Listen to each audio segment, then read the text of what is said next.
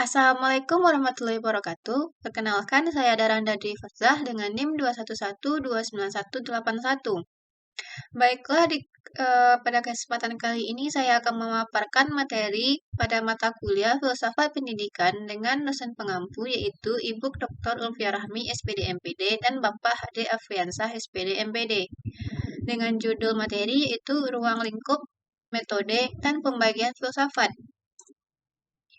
Pada materi yang saya sampaikan ini terbagi menjadi 4, yaitu yang pertama tentang ruang lingkup filsafat, yang kedua cabang filsafat, yang ketiga metode filsafat, dan yang keempat guna filsafat.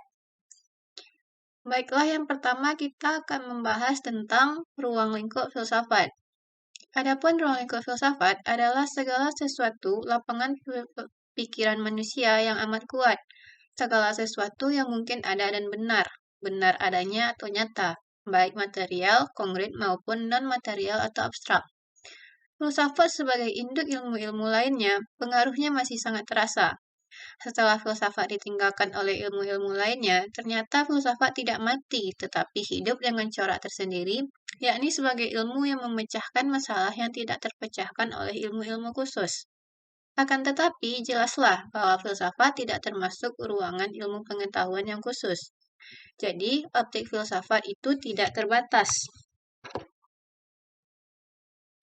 Objek pemikiran filsafat yaitu dalam ruang lingkup yang menjangkau permasalahan kehidupan manusia dalam semesta dan alam sekitarnya. Adalah juga objek pemikiran filsafat pendidikan.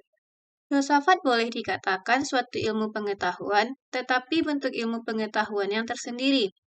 Tingkatan pengetahuan dan tersendiri pula. Filsafat itu erat hubungannya dengan pengetahuan biasa, tetapi mengatasi karena dilakukan dengan cara ilmiah dan mempertanggungjawabkan jawaban-jawaban yang diberikannya. Berikutnya kita membahas tentang filsafat yang ruang lingkup filsafat yang terbagi menjadi 3 landasan penting. Yang pertama yaitu landasan ontopologi. Landasan ontopologi ilmu meliputi apa hakikat ilmu itu, apa hakikat kebenaran dan kenyataan yang inheren dengan pengetahuan ilmiah, yang tidak terlepas dari persepsi filsafat tentang apa dan bagaimana yang ada itu.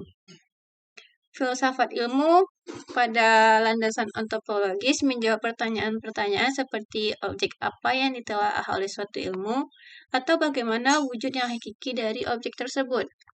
Berikutnya yang kedua yaitu epistemologis. Landasan epistemologis meliputi sumber, sarana, dan tata cara menggunakan sarana tersebut untuk mencapai pengetahuan yang ilmiah. Perbedaan mengenai pilihan landasan ontologik akan dengan sendirinya mengakibatkan perbedaan dalam menentukan sarana yang akan kita pilih. Pertanyaan ilmu filsafat ini untuk menjawab pertanyaan seperti bagaimana proses yang memungkinkan timbulnya pengetahuan berupa ilmu, atau bagaimana prosedurnya. Berikutnya yang ketiga yaitu aksiologis. Aksiologis meliputi nilai-nilai atau value yang bersifat normatif dalam pemberian makna terhadap kebenaran dan kenyataan sebagaimana kita jumpai dalam kehidupan kita yang menjelajahi berbagai kawasan seperti kawasan sosial, kawasan simbolik, ataupun non-fisik, ataupun fisik material. Pertanyaan yang dijawab pada aksiologi seperti untuk apa pengetahuan yang berupa ilmu itu dipergunakan, atau seperti bagaimana kaitan antara cara penggunaan tersebut dengan kaidah-kaidah moral. Baiklah, selanjutnya kita masuk kepada cabang-cabang dari filsafat.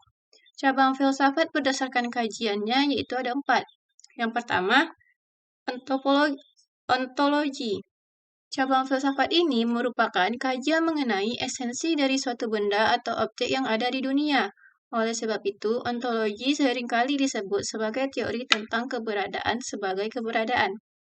Yang kedua yaitu epistemologi. Cabang epistemologi ini fokus membahas tentang asal mula, sumber, ruang lingkup, nilai validitas, dan kebenaran dari pengetahuan. Singkatnya, epistemologi merupakan cara bagaimana pengetahuan disusun dan bahan yang diperoleh dalam prosesnya menggunakan metode ilmiah. Selanjutnya yang ketiga yaitu aksiologi. Aksiologi merupakan cabang filsafat ilmu yang merefleksikan bagaimana menggunakan pengetahuan yang diperoleh.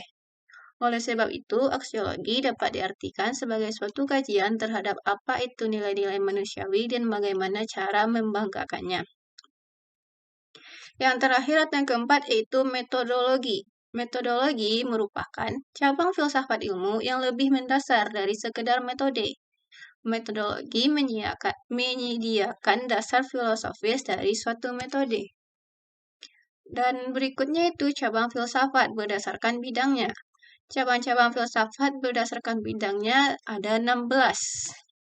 Yang pertama yaitu adanya filsafat statistika. Yang kedua filsafat fisika. Yang ketiga filsafat matematika. Yang keempat filsafat biologi. Yang kelima filsafat kimia. Yang keenam filsafat ilmu bumi. Yang ketujuh filsafat astronomi.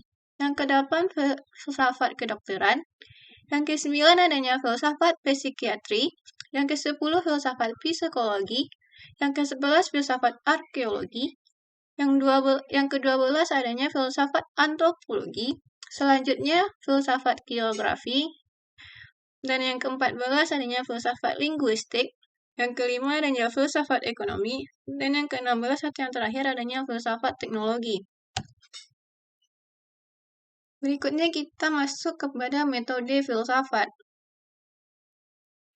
Adapun metode filsafat sebagai disiplin ilmu dan pendidikan memiliki metode tertentu yang dibagi menjadi 3, yaitu yang pertama kontemplatif atau perenungan.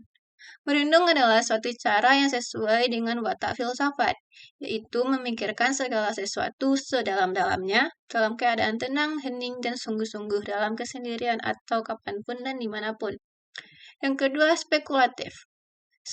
Spekulatif juga bagian dari perenungan atau merenung, karena melalui perenungan dengan pikiran yang tenang dan kritis, pikiran umum cenderung menganalisis, menghubungkan antara masalah berulang-ulang sampai pada tujuan. Yang ketiga yaitu adanya deduktif.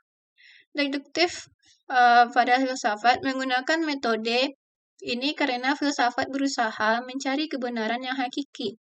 Sebenarnya, filsafat menggunakan semua metode agar saling komplementasi selain melengkapi.